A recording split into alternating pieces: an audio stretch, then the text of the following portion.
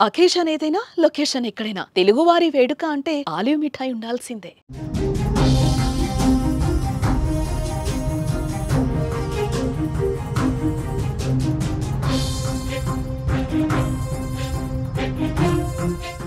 Operation Sindoor తో కూడా దాయాది దారికి రాకపోక సరిహద్దు గ్రామాల్లో కవ్విస్తోంది. భారత్ ప్రజలపై కాల్పులకి తెగబడుతోంది. దీంతో దేశ సరిహద్దు రాష్ట్రాల్లో హై అలర్ట్ కొనసాగుతోంది. ఉద్రిక్తత పరిస్థితుల నేపథ్యంలో కేంద్ర ప్రభుత్వం కీలక నిర్ణయాలైతే తీసుకుంటోంది. సరిహద్దులను మూసివేసి గస్తీని ముమ్మరం చేశారు. రాజస్థాన్ లో పాక్ బోర్డర్ సీల్ చేశారు. పాకిస్తాన్ తో రాజస్థాన్ 1037 కిలోమీటర్ల పొడవైన సరిహద్దును కలిగుంది. దీన్ని పూర్తిగా మూసివేశారు.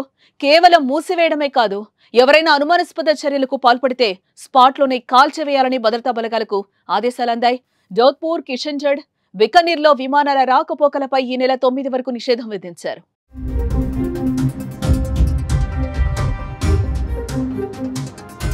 అటు పంజాబ్ లో కూడా గస్తీని ముమ్మరం చేశారు. సరిహద్దుల్లోని 6 జిల్లాల్లో పాఠశాలలను మూసివేశారు.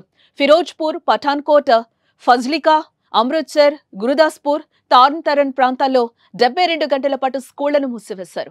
రాష్ట్ర పోలీస్ శాఖ ఇతర దళాల్లో సెలవులను రద్దు చేసి సిబ్బంది తక్షణమే విధులకు హాజరు కావాలని ఆదేశాలు జారీ చేశారు.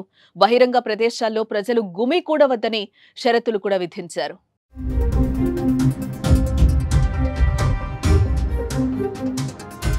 సరిహద్దులో యాంటీ డ్రోన్ వ్యవస్థతో పాటు మిస్సైల్ డిఫెన్స్ వ్యవస్థను యాక్టివేట్ చేశారు.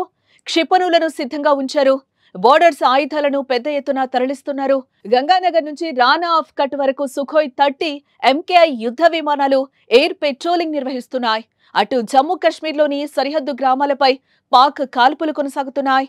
ఏప్రిల్ 22న పహల్గా ఉగ్రదాడి జరిగినప్పటి నుంచి బోర్డర్ ప్రాంతాలను లక్ష్యంగా చేసుకున్న పాక్ సైన్యం గ్యాప్ లేకుండా కాల్పులకు తెగబడుతూనే ఉంది.